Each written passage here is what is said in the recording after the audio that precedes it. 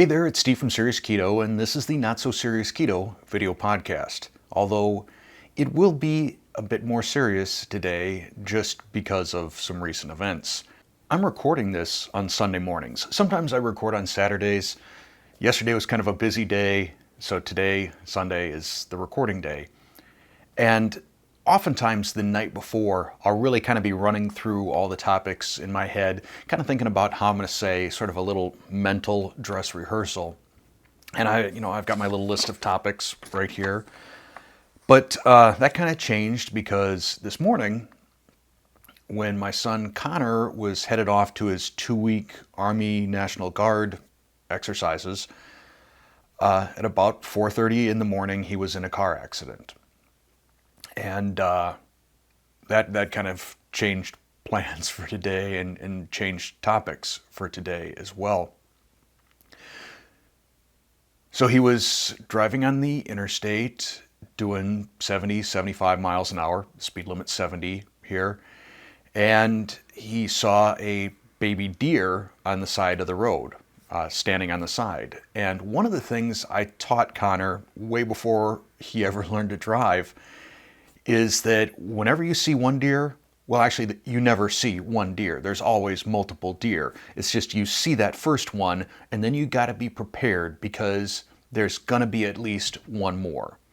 And it's my personal belief that probably most people that wind up hitting a deer hit that deer while they're looking at the first deer. The second one comes bounding into the road, and that's the one that gets you.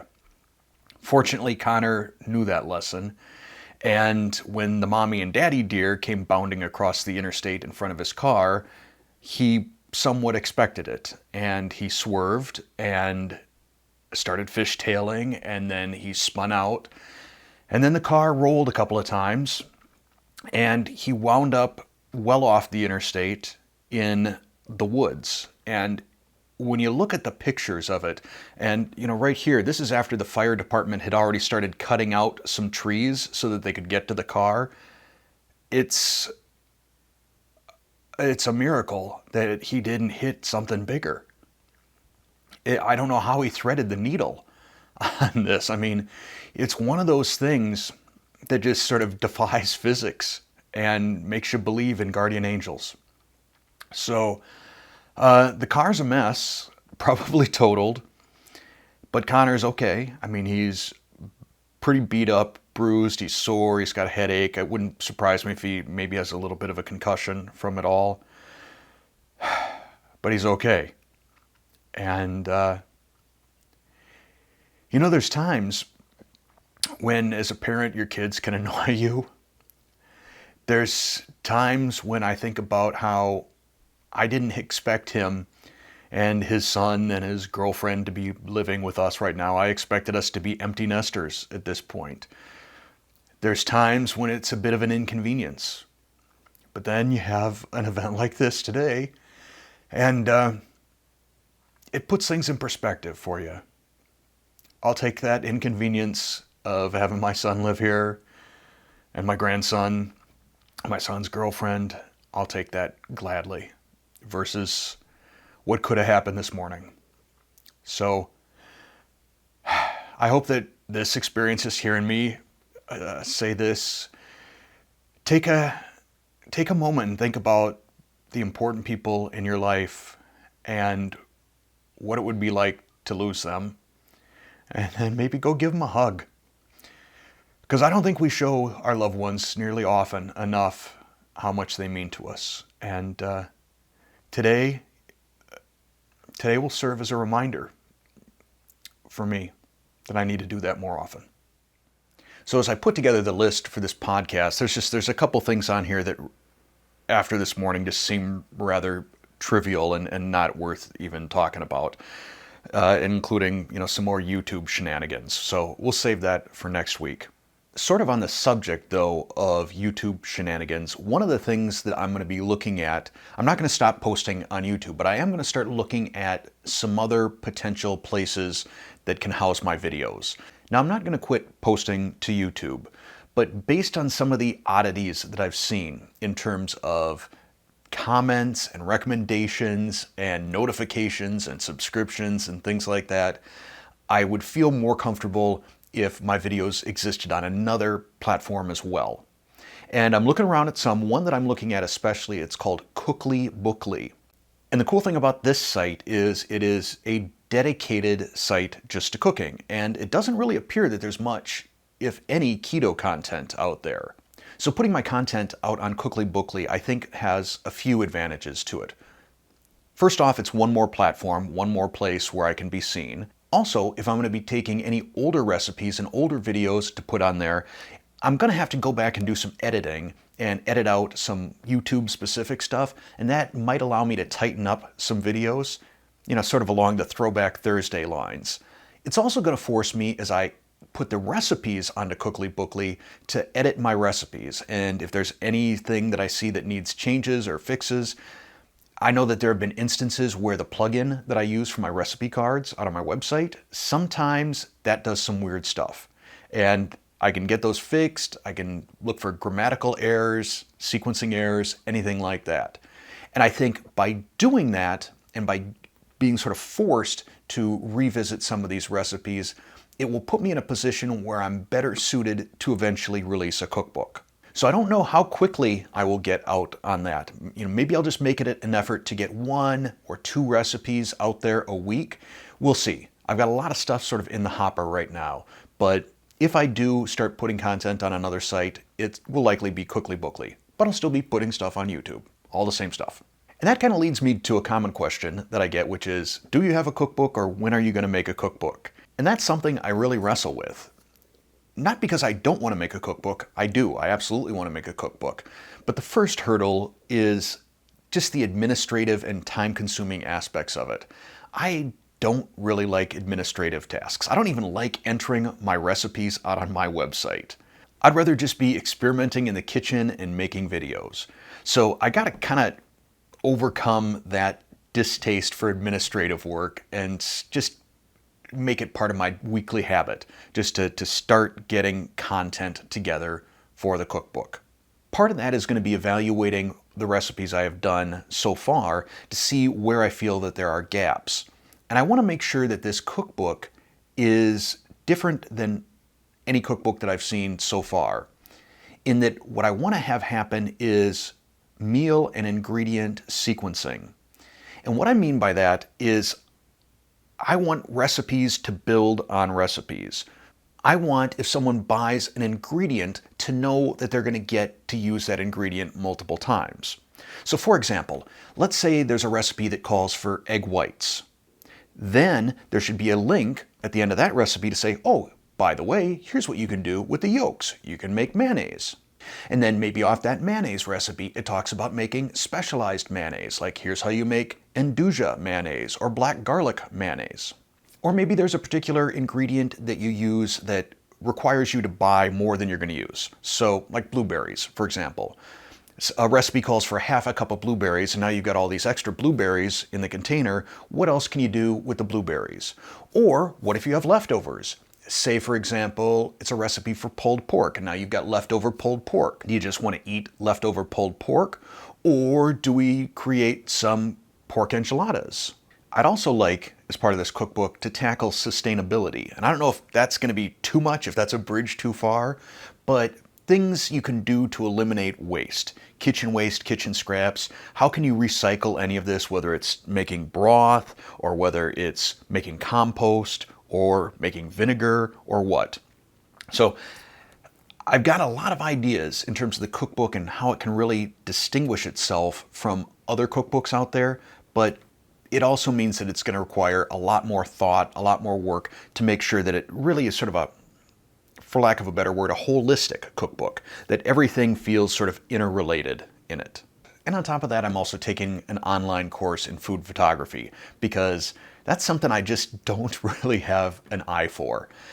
I recognize great food photography when I see it. I just seem to be unable to duplicate it. So anyhow, that's the update on the cookbook. I would love to have something by the end of this year. I hope so. But I've got a few other things in the hopper, and I will talk about those after this brief ad break. I've mentioned before in previous podcasts about this other venture that I had planned on starting called LeanBodyMind. LeanBodyMind was actually an idea of mine before SeriousKeto. SeriousKeto was not supposed to take on a life of its own. I'm glad it did, but really that was supposed to be that first thing that I did, just sort of an experimental type of a thing to learn about YouTube. And once I learned about YouTube, then I would create LeanBodyMind. And LeanBodyMind, my intent with it is really, how do you get the most out of life? How do you minimize the waste in your life? How can you optimize yourself physically, emotionally, spiritually, intellectually, in the kitchen, in the garden, things like that. Just taking sort of my hobbies and interests and how I've applied tweaks and life hacks to them to get the most out of them. And some of these hacks and tricks and methods that I use come from my previous life as a continuous improvement, process excellence guy, Lean Six Sigma, all of that, the Toyota production system, taking some of those things like visual management and standard work and 5S and applying them to the things that I do day to day in life. That's kind of what LeanBodyMind was going to be all about. And for those of you who cringed when you heard the words Lean Six Sigma, I would say I'm not one of those guys. I'm not like the two Bobs in Office Space. As a Lean Six Sigma guy, I was about being sensible, being practical, being pragmatic. I believed that Lean was there to help the employee, not to help the shareholders or the C-suite. It was there to help people become more efficient at their jobs and feel good about what they were doing so that they could go home at the end of the day feeling a little less tired, a little less beat up. That was really my goal. So what does that mean for LeanBodyMind? What kind of content can you expect? Well, for starters, I foresee the podcast moving to LeanBodyMind. It's hard to do week after week after week of keto material. And in fact, I found myself drifting to a place that feels not so keto very often in these podcasts. Not anti-keto, but just off the topic of keto. And so many of these topics would fit far better in LeanBodyMind. Now, I will still continue to do some form of a keto podcast, likely a co-podcast or interview podcast once or twice a month. So Dennis and I, from Black Tie Kitchen, we've talked about doing a co-podcast once a month, and then maybe I do some sort of an interview podcast with somebody else once a month. And there's certainly no shortage of people that might be fun to have on the show. So there will still be a sort of podcast, some sort of podcast on SeriousKeto. But I think what you've grown used to on Monday mornings, that's going to move over to LeanBodyMind. Additionally, there will be videos where I explain some of these life hacks, tips, tricks, whatever it is. Some of them will be me showing things off, showing me do things. For example, people have asked about the gardening video. I showed some pictures of me working in my garden, and people said, wow, that's kind of wild what you're doing in your garden. Can you show us your methodology? That, when I put that together as a video in the next couple of weeks, that will be on LeanBodyMind, because it's really not a keto thing. And I don't want to dilute SeriousKeto any further. It'll also be explainer videos. So I've got some animation software. So if there's brief little 2, 3, 4 minute type videos that I can do that explain a given tip, trick, hack, and I think that it would be more interesting to have it be animated, I'll be doing those. Additionally, as I review things, whether that's books or products or supplements, something that makes a claim that it's going to improve your life, those will also be on LeanBodyMind. So I bought that, I forget who makes it, Stealth? It's like called Stealth Your Core. It's that balance board that you do planks on.